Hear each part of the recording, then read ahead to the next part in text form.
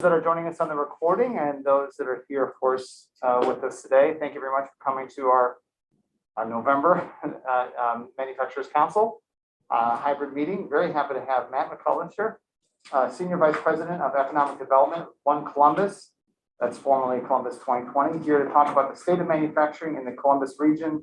He'll touch on the current pipeline of industrial projects, what we're hearing from our existing base of manufacturers, and go over some national and regional data and statistics. And I'm Matt McAllister. I serve as the Senior Vice President of Economic Development with One Columbus. And I'll talk a little bit maybe first about who One Columbus is, just in case you don't know. There we go. So One Columbus is the Regional Economic Development Organization, and we represent 11 counties in the central part of Ohio. We're a partner with Jobs Ohio, which you may have heard of, the state agency. When Jobs Ohio was formed, they created a regional organization for all 88 counties in Ohio. We were a regional organization prior to that, much smaller regional organization. Matter of fact, we added Marion as a result of the Jobs Ohio formation. And our vision is to become the most prosperous region in the United States. And by that, we mean the process by which more and more people in the region improve their economic and social well-being. And this is a departure from where we were with Columbus 2020. When Columbus 2020 was formed, it was about jobs. We'd just come out of a recession. We were at an all-time low from an economic output perspective. And everyone that we talked to said, we just need jobs. We just need jobs. So we put together bold goals to go after 150,000 net new jobs and $8 billion in capital investment, 30% increase in per capita income. And by 2018, we miraculously reached those goals that actually most thought were crazy because it was greater than any decade we've ever had of economic growth. And so, as I mentioned, by 2018, we met those goals and we started to have other dialogues. And I know Kenny had been out here. He'd talked to people in Marion. We talked to people in every county, every group that would listen to us, actually, we talked to, and tried to get ideas about what's important now. And this idea of prosperity really was woven into all the conversations. And it wasn't necessarily the number one thing that people were talking about. So people were still talking about jobs, but prosperity kept coming up. And so this idea of us being prosperous really is what is driving a lot of our programming today. And what that boils down to for us is really kind of 3-4 must-dos in order for us to be successful. One is we got to continue to sustain our economic momentum. And we'd built a tremendous organization, a tremendous network in partners like us here. And we need to be able to continue to develop that and work with that. We need to develop and inspire a workforce. We knew we need to continue to grow as a region because at the rate we were growing jobs, we needed to grow population as well. So that was a big part of our strategy and part of the idea of prosperity should perpetuate that. If we can become a prosperous region, then people will want to move here. And we're starting to see this now, especially in some of the trades industries. There's so much construction work here now. It used to be someone might move in for a job, but they might not because they may not have the next big job. We have so much construction lined up right now with data centers and some of the other things that some sites are going to have to work for 10 years. They'll be working on a site for 10 years. So that is the kind of prosperity we really need, the kind of momentum that we really need in order to be successful. And of course, increasing our global trade and investment and connectivity is also critically important for us as well. So what it boils down to for us on the economic development side, what I do every day is really these 6 areas. And I'll just focus on a couple of them. But one is serving our existing industry. So those of you that are in the room, there's economic-based companies. We need you to stay in our region. We need you to grow. Put it simply, that's what it. And there's obviously different things that we can do to assist. A lot of times we engage with you through our business retention expansion programming, and we partner with Gus on that. And a lot of times we'll set meetings up. We'll get together. We'll understand if you have an opportunity to grow, and if you do, how we can support that growth. We also have to continue to attract new industry. Even in a time when the labor market's tight, one of our greatest assets is the economic diversity that we have in our region. So we need to continue to grow. We need to continue to bring in new companies because you never know who is going to be the next big company. And I'll talk about it a little bit outside the context of manufacturing. But there's some really good examples of being able to support kind of the next generation, next iteration of a major industry. And of course, one of the areas that we're also working really closely with our partners is preparing our communities to win. And here it's prepare communities for the future. We're changing that a little bit to prepare communities win is kind of our language that we're using. And that's where we're engaging directly with people like Marion to make sure that they've got industrial sites ready to go so that they can land the next company. They have potential spec buildings so that they can really be prepared for the next company or office or whatever it is that the community wants to pursue. But there's this element of having product and then having the team together. We fortunately, because of our history, we work with companies every day that are locating and analyzing around the region. We understand Gus doesn't. Gus, he'll get a number of bats per year, but he may not have the team together and as well oiled as it could be when you want to come in, when we're going to bring a company in. And so that's part of what we're going to do as well, is work with communities to make sure that they've got their teams lined up, that they're competitive, not just regionally, but nationally, and they're ready to go. And we've got a good base. We got a good start here. So I mentioned 2010 to 2020 was our largest period of growth. We're leading the Midwest. So when you think about population growth, we're leading the Midwest for population growth. We're leading it as job growth as well. And there's another element, we're leading in GDP growth. It's not on here, but it looks just the same. And, this is really important when we start to talk about the next phase of kind of manufacturing, because we understand that there are major issues that we're working through right now. And some of those on the vision slide, I had a help wanted sign. Workforce is number one issue for almost everyone we're talking to right now. Supply chain disruption. I don't know if you saw, but there was a picture of the ports. That's a big issue for a lot of companies right now, especially automotive companies, which are huge in this area. They're huge all across our region. Every single one of our counties has at least one or more tier one automotive supplier for Honda, as an example. So that's critically important. And then there's the idea as well of, actually, let me just go back real quick, of automation. Because right now we're seeing a lot of manufacturers think about automation. Companies that might have put it off before, because they might have said, well, you know what, I can continue to do this. I can continue to do it with the manual labor. But now they're being forced because of either an ability to find individuals or the rates. The rates are increasing significantly. And so now we're talking about, what does this mean from a workforce perspective? There's this transformation that needs to occur.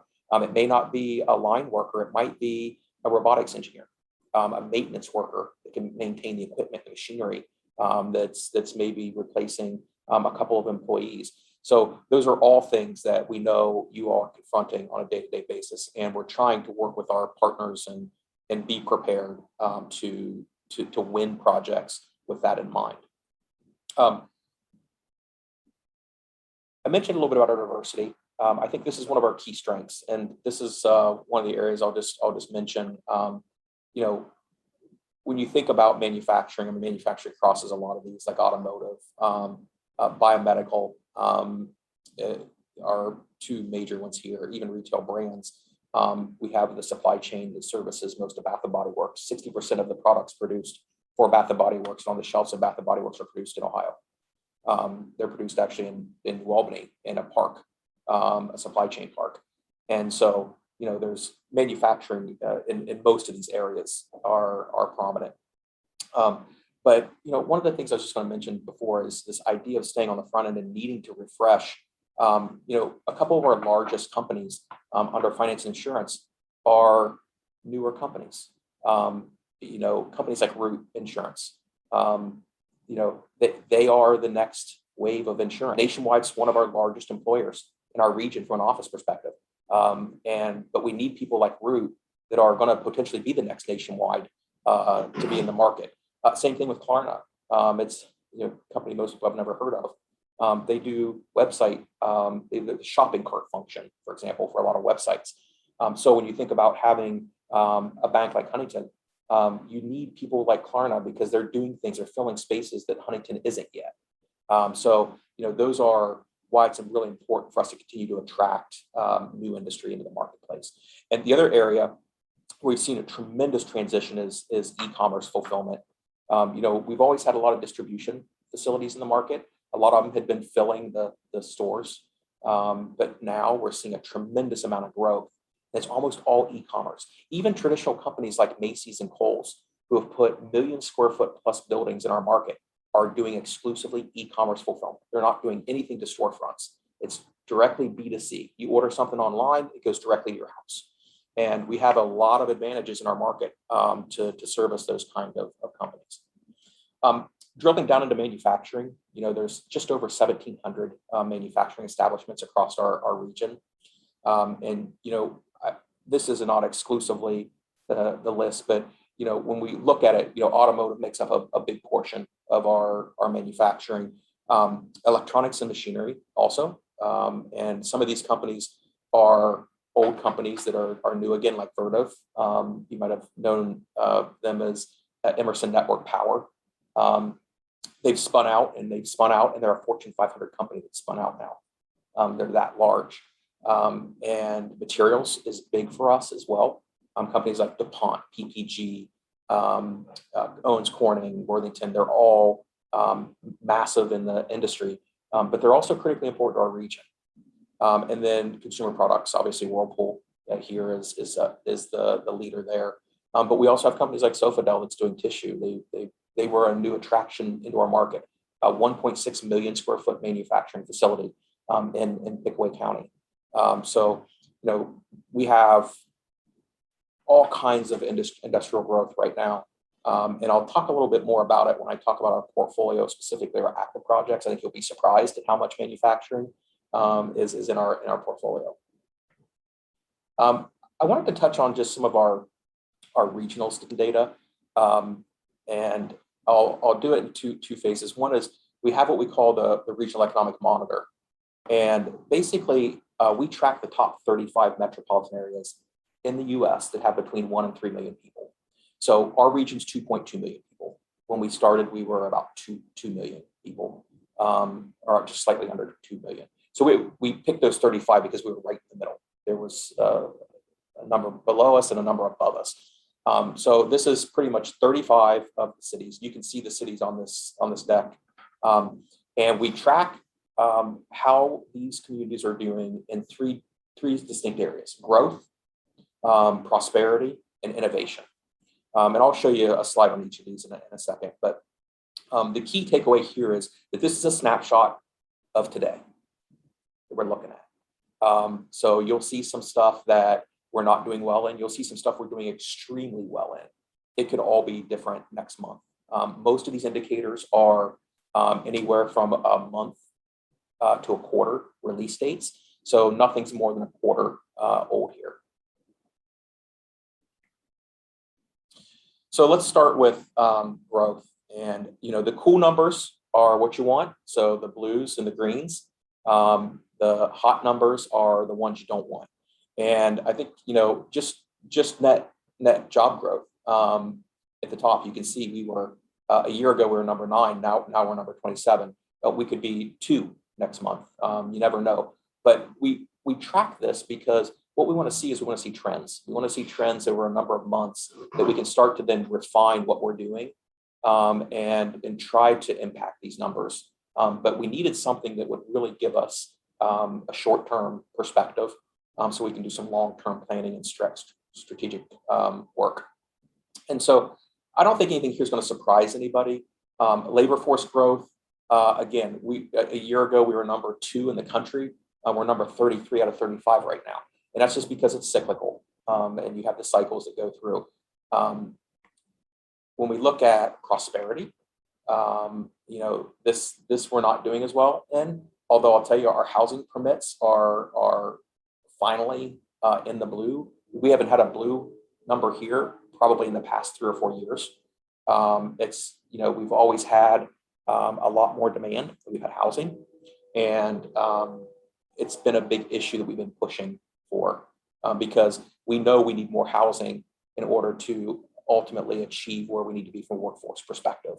And we need workforce specific housing, which is also not indicated here. That's what this is. But that's what we really need. Yeah. On this rating scale, the blue, the yellow, is that compared to others or is that? Yes, so this is our rank among the 35 that we compete against. Yeah, so in housing permits, we're number 8. And they're quintiles, so you have 5 levels. You have the green, which is the best. You have then the blue, then yellow, orange, and red. Are we green? I think I'm this one. We are green right now on growth and a couple. Oh, okay. Yep.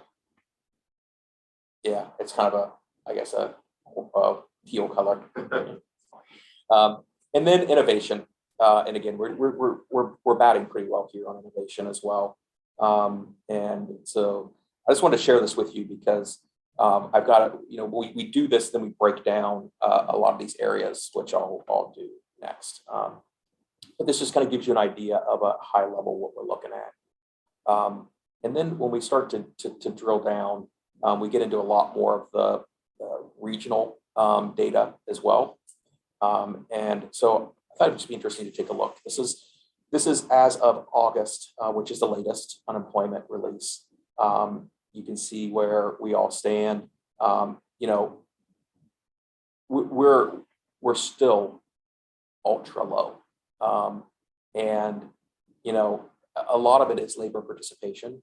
We don't have the labor participation we had when we had a 4.6 average before. We had a lot more people in the labor force. Now we have fewer people in the labor force, and it's really exacerbating the issue here.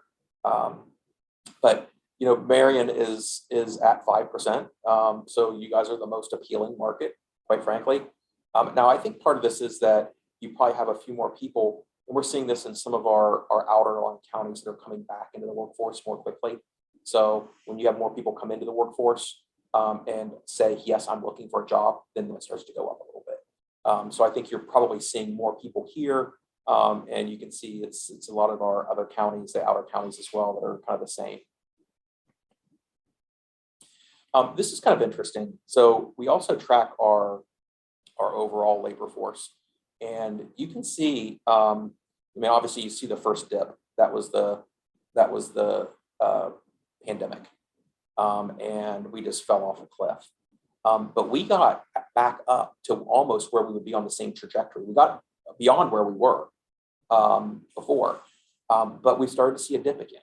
And this is partially because we use BLS data. They are refining the way they're reporting this data, but there's still something going on here. We still know that there are people that are staying on the sidelines based on this information. And it might be people holding out for higher paying jobs. It might be, people that, still have some money that they've squirreled away during, some of the government programs. But this is really concerning for us. And while it is starting to recover a little bit, you can see in June, July, August of this year, up until September, it really started to continue to drop again.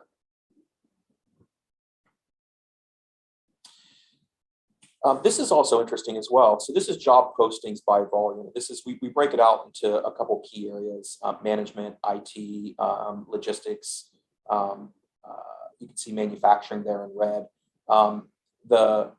The orange, the green band is the pandemic. That was the first signs of when things started to drop. And then you could see, manufacturing recovered quite quickly because they never really closed. They stayed open, and they moved along. Same thing with logistics. They had to be in the office. They had to be in their space. They couldn't work from home. So they stayed relatively strong as well. But IT, management, finance, those really did drop. And, they've started to come back now pretty strong. Although you can see that many of them dropped as well. So, part of that is, the same time when we see, less people participating, we're seeing fewer jobs being put. So, again, I think people are catching up, and we're not seeing that upward trajectory that I think everyone anticipated coming out of the initial pandemic because of the Delta variant. And now there's just uncertainty. Now we've given companies time to ask the question, okay, is there going to be a recession now? What's inflation going to do? And so, that's really starting to weigh heavily on companies' decisions on okay, are we going to take a risk and hire? Are we going to invest in automation? What we're going to do? So, that's all. I mean, we know you guys are dealing with it every day, but we think that's also impacting this kind of sputtering start that we're getting again. I'm surprised to see it trending down right now from everything we're hearing, especially manufacturing. Yep. You guys are just always in constant need. I'm just surprised to see Yeah. that. Yeah, and so this is all data based on tracking job openings. So it also, we can see some little dips when people are successful in filling positions. So if they've been advertising, 20 positions open, and all of a sudden they filled the 20, and so they've taken a job posting off, that's going to show a decline. Now, once they fill that and they feel like, okay, now we need to ramp up again. So that's why you get a little bit of the fluctuation in these numbers. But the fact is, like right now, it's not just manufacturing. I mean, everything took a dive. Everything was down. So, again, that's something that we're keeping an eye on. We don't think it's a trend that's going to continue, but it's a trend that's impacting our ability to rebound as a region. Rebound the way we think we should, and we know we should. So I mentioned a lot of these things are current. This is as of today. But I think there's also some value in looking at, trends. And so over the past decade, when you look at cities that have added 100,000 people or more, Columbus is the only city in the Midwest. And I know you guys are an hour away from Columbus, but, it is important to have a healthy, vibrant city. And that we do. I mean, for what it's worth, while people aren't coming into work downtown right now, population continues to grow in the city, and it's going to continue to be a shining star in the Midwest, which is going to help everybody, do better. When you look at regions, this is from the Monitor. This is all 35 of the major metropolitan areas that we track against. You can see Columbus and Indianapolis are the only two in the Midwest, actually in all the Northeast, that are in that top quartile for growth. And while Indianapolis is catching up with us a bit now, we were out pretty far ahead of them, and I think we're going to stay ahead of Indy as far as the growth.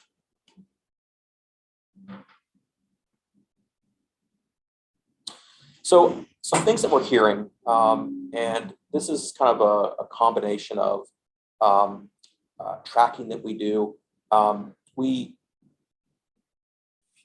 listen to earnings calls for all of our publicly traded companies, and we have some tools that allow us to search for key terms of those earnings calls. And so we can come in and say, for example, here, how many companies have mentioned semiconductors in their earnings calls? And you can see that's gone up exponentially. So, this is just a sign of, one fraction of one of the issues that we have right now. And while it directly impacts our automotive industry, it impacts everybody. It impacts everybody that needs to repair equipment that they've got running that has semiconductors in it, not just those that actually are putting semiconductors into new materials. So, we know that's an issue. There's a lack of raw materials that are being constantly cited by a lot of our manufacturers. And, that's something that is not just in their processes, but raw materials to expand. Steel, concrete for buildings is an issue right now. And we know that it's going to have a tremendous impact on our ability to grow because companies that want to expand, they're being told 18 months for steel in some cases. If they're going to do precast walls, it could be another 18 or 20 months before it can be delivered. So now we're kind of behind the eight ball on even our ability to expand a lot of our industrial type buildings in our marketplace. But this just gives you an idea of some of what we look at. So we know supply chain is a critical issue, and it's having a ripple effect. So when you think about workforce that we've talked about having an impact, and the raw materials of a semiconductors, or it can be potatoes, it could be anything. The trucker shortage, and getting product in and out of your facilities. We recognize that, and it's a challenge. We think we're probably as prepared as anywhere in the country, but it's a national issue that we're all confronting right now. This is just a real world example of the chip shortage, specifically in the automotive sector. This is production output for Honda Marysville as well as East Liberty, the two main plants in Ohio. We track them obviously very closely, and you can see they had the shutdown obviously, but then they ramped back up, and from that time on, it's just continually gone down. I don't know if you've tried to buy a car recently. If you have a used car you want to sell, you're getting a bundle for it right now. We just got rid of a car, and luckily we found another one, but I was on the lot, and I was on a Toyota lot, and they literally had like 20 cars on the lot. That was it. And it was amazing to me. And everyone's kind of dealing with it differently, but it's a major issue. And this is going to have continued ripple effect on all of us because, some tier 2, tier 3 companies might serve, 20% of their business might go to the automotive sector, but that's going to be 20% that's going to be hurting. So we know that that's going to have a long-term impact. This is also just kind of to my point earlier. Every one of our counties has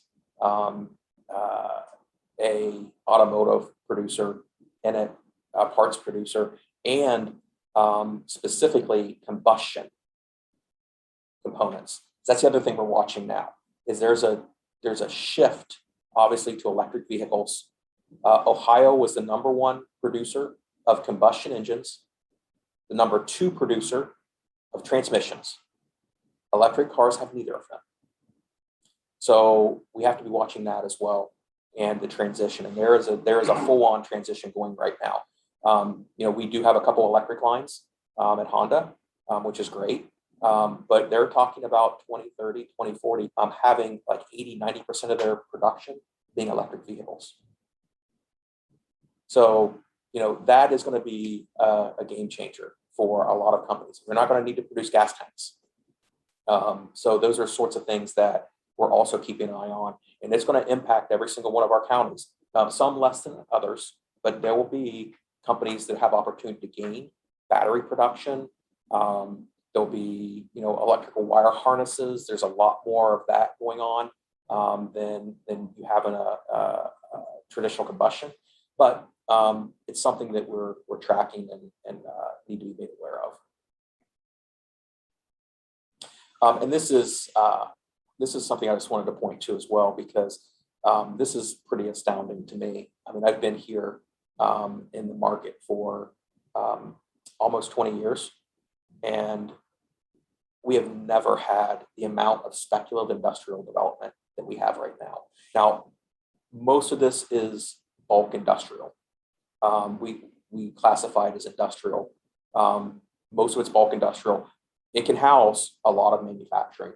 Matter of fact, I'll talk about a couple manufacturers that went into these buildings recently, but they're being built predominantly for e-commerce fulfillment, or they'll be built for anything. They'll likely be absorbed by e-commerce unless a manufacturer comes along that can upfit it to fit their needs. But we are right now at the most speculative buildings we've ever had in our market. the most absorption we've ever had. And I would say, 10 years ago, I could count on one hand, maybe two, a digit or two on the second, the number of developers that were doing speculative development. We have 18 right now in our market. So that's, twice as many as we've had at any given time in the past. And a lot of them are new to our region. They're coming in, they're buying up land, and they are putting up buildings and they're taking a risk. So we kind of turned the corner as well. I think e-commerce has helped us immensely. We have a lot of competition in the market now. So, and that's spreading out. We've even got, people like up in Morrow County, and Licking County and Madison County, Pickaway County. So they're growing pretty rapidly now. And companies are putting up 1 million square foot speculative buildings. So they're not putting up, small ones, they're putting up big buildings in these markets. So I want to wrap with a little discussion on our pipeline. So right now, we average around 10 to 120 projects at any given time that are active. And for us, an active project is a company that we're working with directly, a company that we know what kind of job numbers they'd be producing, what kind of real estate requirements they have. We pretty much know everything about them before we classify it as a project. We work hundreds and hundreds of leads. So this isn't leads, this is pure projects. These are projects that are likely to happen somewhere in the country. High probability of these happening. Of those, 54% right now are attraction projects. It's a little low for us. At our peak, we were running 70% of our projects were all attraction, new companies into the market. And now we're down to about 54%. I think a lot of that is we've shifted a lot of focus on making sure that our existing businesses are in good shape. We're doing a lot more BREs than we had historically, and that's turning up more projects for us that are existing industry expansion opportunities. And a part of that is knowing that the labor force is where it is. We're working with our existing industries first. International, 29% is international, which surprises some folks. But a lot of that right now is out of Asia. A lot of it's battery related projects. But we also have some European projects that are in the mix. The biggest problem with our international projects have been the ability of companies to travel into the market. It's been stalled up until beginning or the end of last month. You couldn't travel in from Europe. You couldn't come in. So we have some pent up demand now where we're expecting companies to really start kind of coming into the market now that that's been opened up. 61% are manufacturing or bulk industrial. And I'll tell you the vast majority, I'll show you in a minute, the vast majority are actually manufacturing. A very small sliver are bulk industrial. And there's a cuts for that as well. And 34% actually have an offer in hand. So we've already worked the project long enough that we've got an offer from the state and or local government for these companies. So these are close. When a company goes to all the way through the process where they have an offer in hand, there's a high probability they're going to locate. Now, we're not going to win every single one of them, but we're going to win more than our fair share of them at that point. And then 10% are what we call high impact projects. And this is companies that are investing 750 jobs or $500 million in capital investment. So these are mega projects. And we have a couple of them that exceed, there literally are thousands of potential employees. And I don't, how do you locate a company right now that has 1,000, 2,000, 3,000 employees? They're going to have to pay, but they're going to have to do it wherever they go. And these are companies that need to grow. They need to find a new location. And in the grand scheme of things, when they look at our pay rates and where they'd have to be in our market, we're still really appealing for them. So I think that there's a high probability that we could land one of these major projects. It might be a battery manufacturer, it could be someone in the technology sector that needs to grow. There's all kinds of manufacturers right now that are looking to market. And when you just look at our sheer number, this is a quarter by quarter snapshot. You can see as of Q3 2021, 56% of our projects are manufacturing. That's 20% more than it was in Q2 of 2020. So you can kind of see how we had a wave of logistics projects come through, and we landed a bunch of them. And so now it's a smaller percentage of our portfolio. It'll grow again. It'll fatten back up. But those kind of go in cycles. Manufacturing is continued to grow as well for us. Office it's remained relatively strong, but it's getting a little bloated in the pipeline because a lot of our office projects up until last month, which we announced about 1,200 new office jobs, they were all holding out. Now what's happening is they're announcing, but they're not necessarily saying. They're saying we're going to do 1,200 jobs in Ohio. They're going to be based in the Columbus region, but they may work from home. Half of our jobs may be working from home. So we're kind of learning something new, how to work with companies on the office side, just because the dynamics are so different. So our results year to date, we've had 51 projects announced, almost 7,000 jobs, which would be just over 7,000, our best year ever. We're gonna surpass our best year ever this year for job creation. Capital investment, we're already at $2 billion. Our annual goal is $1 billion. And we have $414 million in payroll. So 22 of those are industrial. Now that does include bulk industrial. But again, the majority of these are manufacturing. I'll show you in a minute. And 4,200 of the jobs are manufacturing or warehousing and distribution. So you can see it's a critical part of our economy. It's a pretty critical part of our portfolio, and it's a critical part of our success.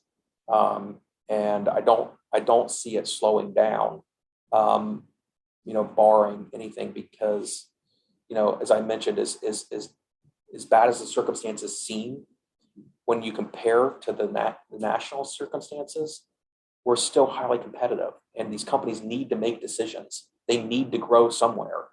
So they're going to the path of least resistance, and we can often offer that. So just, those manufacturing wins, here's a few of them. I think there were 22. I think there's like 14 or 16 that are on here. These are all pure manufacturing though. And the top 4 are new to our market. Amgen was our largest. They're building a new facility in New Albany. It's going to do specialized packaging for Amgen products. Amgen's the number 2 biopharmaceutical company in the world. And they bought a lot of extra acreage to go along with it. So this could be a 6-8 building campus that they end up building out there. American Nitrile was one that I didn't mention, but it's one I was thinking about before when I was saying they went to about a 500,000 square foot bulk industrial building. They make nitrile gloves.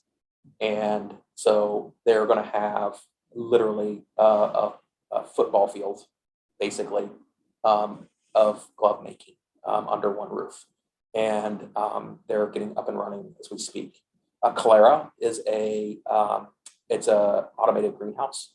It's a vertical greenhouse, and they're launching in the Rickenbacker area. That is something we're seeing a lot more of as well right now. I mentioned battery production, vertical greenhouses. We're seeing a tremendous amount of activity, and I think that that's going to be something that we're going to continue to see, just because of the efficiencies that they've gained recently and the way they produce.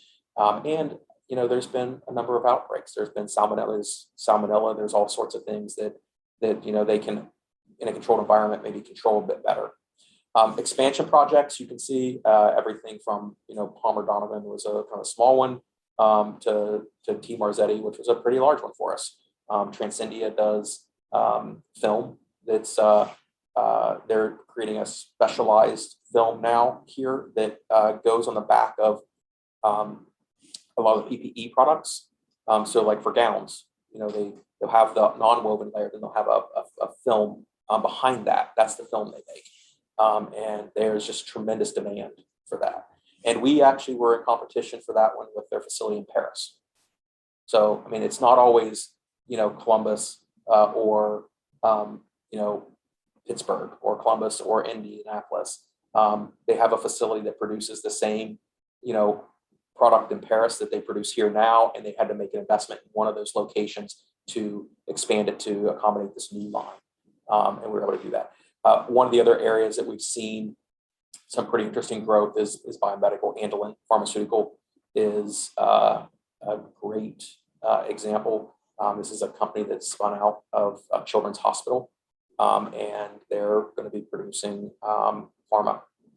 And it's not a small one. It's going to be a major investment and major employer in the marketplace. So just thought you'd like to see some of the types of companies, some of the dynamics of our portfolio. The key is we continue to win projects, more existing industry expansions than new attractions, which I think is to be expected right now. But it's going to remain robust for us. And when you look at our pipeline, and over half the projects, 56% are all true manufacturing projects. This slide's going to continue to grow. All right. I think I threw out a lot of information there. I'd be happy to answer any questions that you guys might have. Why are these spec buildings not coming to Marion? Is it the prison? Is it, what is it? Is it because we're one county away from Franklin County? I mean, because we need to expand. Yeah. We need another 50 to 100,000 square feet. To build that right now doesn't make any sense. Yeah. I can go to, I was in Norwalk looking at buildings last week. I've been up to Bucyrus. I've been all these different places, and it's just, there's a plethora of manufacturing space. Marion doesn't have it. Yeah. So, I've driven through Union County, and it's full of these spec buildings. It's like, man. Yeah. If I had the cash influx, I would seriously think about it, because I could build part of it. Well, I'll tell you, there up until recently, there wasn't in Marysville. Yeah. Matter of fact, it wasn't too long ago. We were having the same conversation with Eric Phillips and his team there about how do we get more speculative development in that market. And we worked with one of our OSIP programs, which is a house site inventory program, to actually help one of the developers, actually a Licking County developer, Southgate, came out and they put a spec building in their innovation park. And so those are, there are programs to help, but what we need is committed developers, good sites, and I can tell you they're looking further and further out than ever now. So I think it's just a matter of time before they start to look more seriously. And it'll probably be like where 36, 37 come in, probably in that area to start with. But yes, I mean, I think it's definitely, we're already starting to see it out there, from 71 over, and then obviously shooting up north. I think it'll come, but it's going to take a developer's willing to take risk. I mentioned we have twice as many developers as we've had in the market in the past, and a lot of them are starting to say, okay, what's next? What's the next frontier? What's the next? And I think it's Marion's definitely on the list. Just to kind of answer the question, we've been working on that for almost 4 years. Spec building here in Marion. We finally got a developer that's real close. So we really hope to break ground. 300,000 square feet. Spring. Out across the road from Marion Mall. Yeah. So drawings are done. Sounds like we got the investors. That's the biggest problem. Right. Investors. Yeah. Sounds like we got that taken care of. So yeah. I mean, it's good. We're Like, getting very, like I said, you go to these different places, but even on top of that, it's the manufacturing existing manufacturing. Now, maybe it's a good thing that there's not a lot of open buildings in Marion, because that means, there's a lot of people probably out of business. And just the one on the top of my head, I was up in Norwalk, like I said, last week, looking at buildings, and it's just, there's a plethora of buildings. Yeah. I don't know if it's, to me, it's not a great thing, because there's a lot of people that went out of business. But for us, when we look at how much it is to build 30,000 square feet versus going somewhere in, Bucyrus, for instance, and buying a 200,000 square foot building for less than I'm putting 30,000 square foot on, it's like, it's almost a no brainer. And then you really have to think, can I move my business somewhere else? Sure. So, Yeah, no, it's definitely an issue. And, what we typically are looking at is the newer spec load buildings. So I think you're right. When you have a lot of existing inventory online that was occupied, if it was recent, it's one thing. If it's aging, it becomes a big issue for a community. And they get really hungry, and they'll do almost anything to fill them before the buildings are completely antiquated. So our goal is to have a spec building in every one of our communities, because, and Gus would attest to this, a lot of times when we have a project and we're sending it out to our partners and saying, hey, we have a company interested in our market. Most of the time they are first starting to look for a building. They would like a turnkey building. Mostly now, because they can't wait the 18 months or 24 months to get a building up. It normally would have taken 6 or 8 months to get up because of lead times on steel and concrete. So, I think that, like I said, I think it's a matter of time. But it's going to be a, even if we land one now, right. It's going to be a little while just because of lead times. Now, is this something that you can help? You guys, obviously, you have existing companies, things like that you work with, but for somebody like us that is looking at growing, but we're a very small manufacturer. We have 37 full-time employees. Is that something that is in your guys' scale to keep us in Marion, to keep us in the Columbus region? Absolutely. And to help us out, whether it's expansion, because we're in the same, that I need a building tomorrow. To build it, they're telling me I could probably move in next November, December, and just, we've looked at buildings around here. Yeah. So we do. And look, some of the projects on this list, now they all added jobs, but some of these were 15 jobs added, 10 jobs added. There's different ways we work with companies. Number one is we can help identify opportunities within a market for real estate, for example, working with Gus. I mean, typically is the way we do it. But beyond that, then we start to say, okay, if you're going to grow, you're going to add 30,000 square feet, and you're going to add 15 people, or you could add 15 people, assuming the circumstances are correct. Yeah. Are there ways we can help there as well? Things like tax credits, things like job training dollars, and we're the conduit to all the state programming, basically, for that. And so, our goal is to help make sure that if there are programs available, that we're leveraging them. Because if we don't leverage them, someone else is going to leverage them. Some other region's going to leverage them. And so we want to make sure that the companies, number one, they're in our market are getting the full benefit of those programs. So that's the typical way we engage with companies. You mentioned the automation. I know a couple companies that have fortunately had to automate because they just can't keep people in that position. So they've looked at completely revamping their systems. But do you guys have like a consultant with One Columbus that's specifically on automation? Are you meeting with companies maybe don't even know that automation could be something that would benefit them, but they just have never really dabbled in that space? So you one-on-one, how's that process so there's a couple ways. One is Jobs will have a program now that is geared towards helping companies do assessments for automation.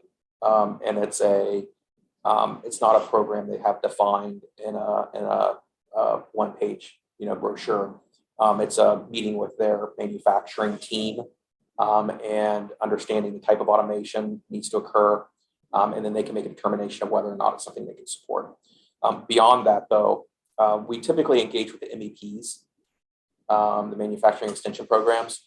And, you know, for us, Columbus State, for example, they have a really strong MEP, and they have a strong program on automation assessments as well. So we would typically lean on them, or whatever MEP, you know, would cover the area if they have that program. If not, we could get Columbus State involved. And they've worked with a number of companies that have done the initial assessment of automation, type of automation would occur, estimating costs, and ultimately, you know, understanding what the workforce looks like then as well. Because obviously when you start automating, your workforce changes. And that's where they really play as a community college. Rand-Tech, you know, would be great. I'm sure a good partner for that in terms of robotic maintenance. But yeah, I think it starts sometimes with our manufacturers even another eye that's in that space, looking at the way your processes work. Yep. That's cool to hear, and I'd love to share that with our council when appropriate. You guys have that. My other question, I guess, when you look at the economic monitors, I guess what are you possibly stealing from other, I guess, cities or metro areas or regions that are doing something really well, or are you guys trying to like learn from what's going on in other regions and try and take that stuff back Sure. into Columbus? Or Sure. Yeah, we do. I mean, we've done that for a while, not necessarily just from a monitor perspective. I mean, the monitor helps us maybe identify, you know, communities that are doing something unique a little earlier on than, you know, we did this 2 years ago. I mean, because it's having an immediate impact, and it can encourage us to reach out to some communities, or at least do some desktop research to see what they're doing, to maybe having the results they are. But you know, one of the things I mentioned was housing, and that's been an issue, and a lot of it is the zoning, and you know, the restrictions on the density that a lot of developers want. I mean, we can have someone. I mean, it's great when someone builds a one-off custom home. We need developers coming in and putting in communities. I mean, we really do. And if we don't get that, people aren't going to stay. We're gaining population right now, but if people can't see themselves owning a home, I mean, that's part of why you come into places like Marion, right? Because you can own a home. That's why you come to, you know, places in Licking County and other, because you can own a home. If you can't, and we can't provide that, then they'll live in an apartment for a while. They're going to realize that, okay, I'm going to have to move on to a place where I can, you know, own a home. Looking at the county similar to where Marion is to Franklin, so I don't know who else is outside of the one county away. Marion, Morrow, Knox. Okay, so Morrow is, okay, so of those three counties, are you seeing developments moving into those counties? Morrow, we are starting to see 71. some, yeah. And you know, they did the big Dollar Tree, Right. and it opened up more ground. Yeah. So they landed a big project, and it's a catalytic project for them in opening up a park. Otherwise, it would have still been a farm. Yeah, right. So yeah, I mean that's happening. You know, Knox, they've been dealing with the closure of Siemens still, and they have a big redevelopment project on their hands. They're doing a nice job though. They got that site under control now.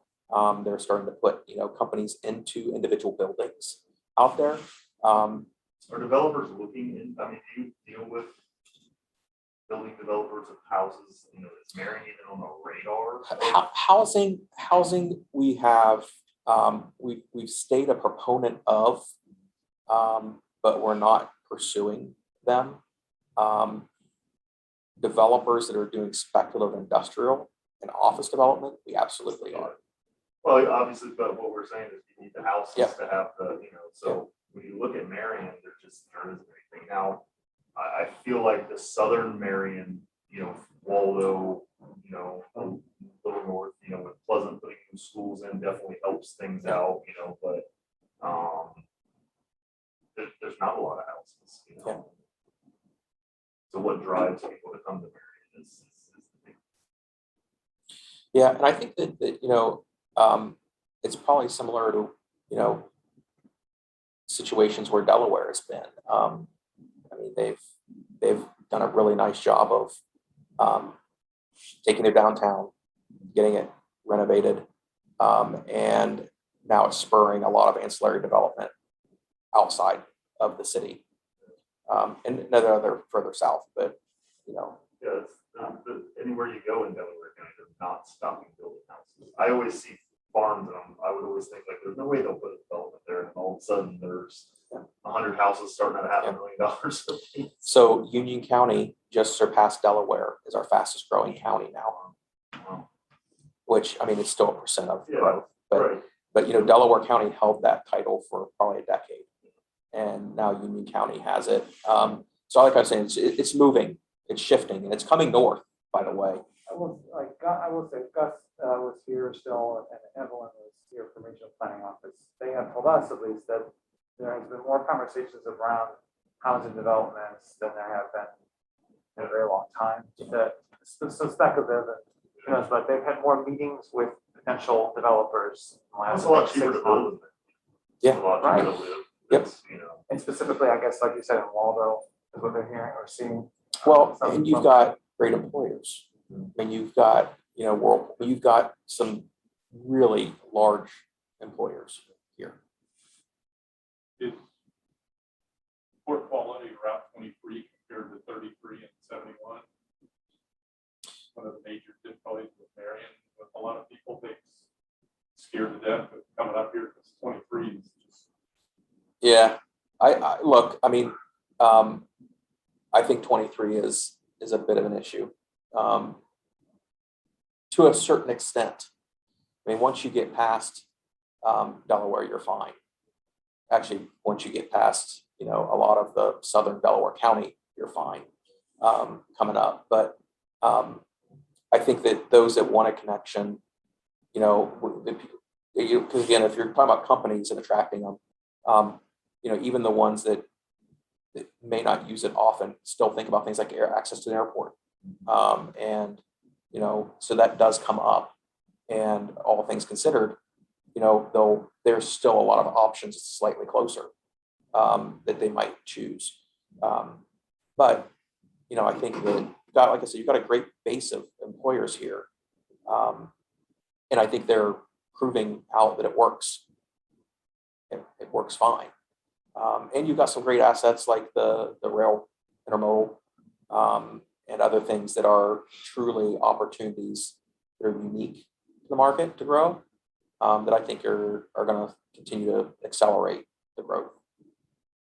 Was this sitting in on the ODOT's 23 proposed plans that they've been having public comments on for the last couple months?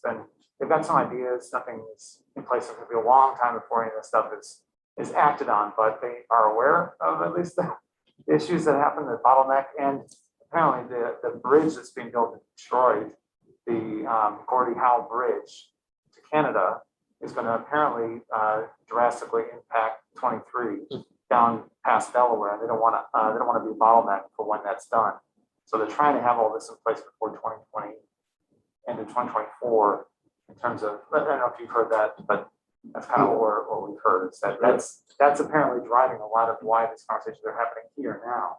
And it's for what they're looking at right now. It's Waldo and down in terms of making sure it's not a choke point for traffic, which in a way will help us with our tracking, I guess, some expansion in here. So it's kind of interesting how it all plays a part. They almost have to have bypass.